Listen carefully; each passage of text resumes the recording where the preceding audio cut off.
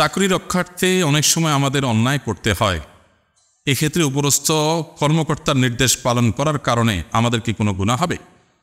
ভাইরা আমাদের অনেক ভাইরা আছেন যারা মনে করেন যে আমি তো আমার ডিউটি পালন করছি, আমি আর কি করব, আমি তো উপরস্থ বস বা কর্মকর্তার নির্দেশ রক্ষা করছি, আমি নিজে থেকে তো কোনো অন্যায় করছি না, অতএব এটার জন্য বোধহয় আমার কোনো দায় থাকবে না। পরিষ্কারভাবে তারা শুনে রাখেন, আল্লাহ রাব্বুল আলামিনের কাছে নির্দেশদাতার অপরাধের যেরকম বিচার হবে, নির্দেশ তামিল করে যিনি অন্যায় করেছেন, অপরাধ করেছেন, বাস্তবায়ন করেছেন, তারা আল্লাহ তাআলা কি করবেন? বিচার করবেন।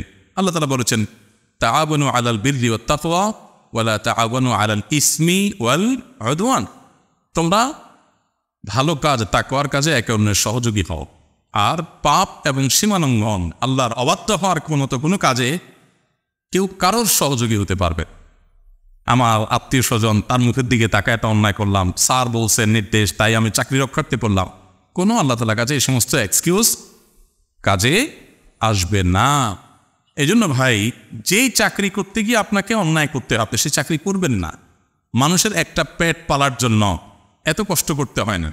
এই যে আল্লাহর পশু পাখি আছে, সাধারণ কুকুর শুকর আছে, গরু ছাগল আছে, হাঁস মোরগ আছে, এরাও এদের পেট দেখবেন ফেলে ফেলে এদের পেটের ব্যবস্থা হয়ে যায়। এরা কোনো চাকরি করে না, ব্যবসা করে না, আল্লাহ তাআলা তাদেরকে না খাইয়ে মারি ফেলেন না, আল্লাহ তাআলা রিজিক দাতা। অতএব একজন ইমানদার সামান্য একটু পেট পালার জন্য, সামান্য একটু পয়সার জন্য তিনি কারোর অন্যায় নির্দেশ মানবেন বা পালন করবেন, এটা তার দ্বারা কখনো কল্পনাই করা যায় না। অনেক ভাইরা আছেন প্রবাসে, রেস্টুরেন্টে চাকরি করেন, তাদের মদ, শুকরের গোশত এগুলো তাদের পরিবেশন করতে হয়, প্রস্তুত করতে হয়, রেডি করতে হয়, সার্ভ করতে হয়। তারাও একই প্রশ্ন করে যে আমাদের জন্য এটা জায়েজ হবে কিনা, আমি তো নিজে মদ পান করি না, আমি তো নিজে হারাম খাই না। উত্তর একই, আপনি হারাম না খান, যে হারাম খাবে তাকে আপনি সহযোগিতা করলেন। অতএব আপনি কে নিজে তামিল করেছেন, আরেকজন নির্দেশ বাস্তবায়ন করেছেন, নির্দেশদাতা অপরাধী, আপনিও অপরাধী, কোনো রক্ষা হবে না। মনে রাখবেন, সেই কাজ করা জায়েজ নাই যে কাজ করতে গেলে আমাকে অপরাধে লিপ্ত হতে হয়, অপরাধ সংগঠন করতে হয়, সেই কাজ করা আমার জন্য জায়েজ নাই। নিজের আখিরাত রক্ষা করবার জন্য সেখান থেকে আমাকে সরে আসতে হবে। এবং এই বিষয়টি না বোঝার কারণে আমরা অনেকেই নিজের অপরাধগুলোকে আমরা অপরাধ মনে করি না। আমরা মনে করি আমার কি দোষ, আমি তো হুকুমের গোলাম, তোমাকে তার গোলামি করতে কে নির্দেশ করেছে? লা তাআতা লিমাখলুকিন ফি মাসিয়াতিল খালিক। আল্লাহ রাব্বুল আলামিন কোনো কিছু নিষেধ করেছেন, পৃথিবীতে এমন কোনো সত্তা নাই যার নির্দেশ মানা যাবে আল্লাহ সে নিষেধাজ্ঞাকে অমান্য করে। এমনকি আপনার নিজের মা বাবাও যদি আপনাকে অর্ডার করে যে বাবা অন্যায় করো, তো আল্লাহ তাআলা কোরআনে কারিমে বলেছেন, ফালা তুতি'হুমা ওয়া ইন জাহাদাকা আলা আন তুশরিকা বিল্লাহ।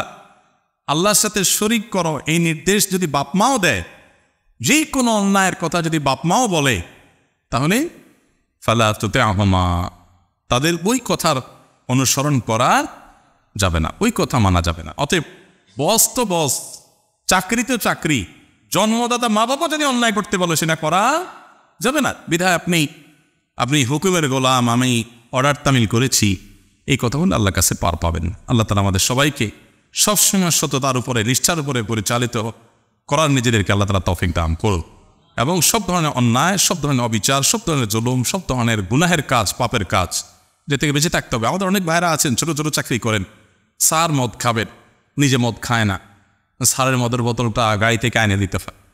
হ্যাঁ, তো এটা জায়েজ নেই, হারাম কাজ। যেই স্যারের নিয়মিত এই কাজ করা লাগে, ওই স্যারের চাকরি ছেড়ে দিয়ে প্রয়োজনে রিক্সা চালাবেন, প্রয়োজনে অন্য কিছু করবেন। আমি জানি এই পৃথিবীটা বড় সংকীর্ণ হয়ে আসছে। আজকে এক ভাইয়ের একটা লম্বা চিঠি পড়লাম, দুঃখ করে লিখছেন যে আমি হেদায়েতের পথে আসছি বেশি দিন হয় নাই, এখন দেখি পায়ের তলায় মাটি নেই, সৎভাবে ব্যবসা করতে গেলেই যান বাঁচে না এমন অবস্থা। কারণ অসৎ ব্যবসায়ী, এদের মধ্যে একজন সততার সাথে থাকতে গেলে তার জিনিসের দাম বেশি হয়, মানুষ বেশি দিয়ে কিনতে চায় না, নানামুখী বাধা আসে। ভাইরা আমার, পৃথিবীটা মুসলমানদের জন্য সংকীর্ণ। ওয়াদাকাত আলাইনাল আরদু বিমা রাহাবাত, যতদিন আসবে তত আমাদের জন্য পৃথিবীটা ছোট হয়ে আসবে। যেখানে যাব অন্যায়, অনাচার, এটা করা যাবে না, ওইটা করা যাবে না, এটা কিয়ামতের লক্ষণ। এই সময়গুলোতে কোনো রকম যান বাঁচিয়ে জীবনটা পার করে দিতে হবে, তারপর সততার সাথে কোনো প্রকার কম্প্রোমাইজ করা যাবে না। তো যেই স্যারের চাকরি করতে গিয়ে আমার নিয়মিত অন্যায় করতে হয়, একটা হলো যে কখনো কোনো কারণে হয়ে গেছে, ফেসে গেছি, ভিন্ন কথা। কিন্তু আমাকে এই কাজটাই করতে হয়, অন্যায় করতে হয়, তাহলে সেই কাজ আমার জন্য করা জায়েজ নাই। ইমানদার না খায় থাকবে, তারপরে অন্যায় করবে না। আল্লাহ আমাদের সেরকম ইমানদার হওয়ার তৌফিক দান করো।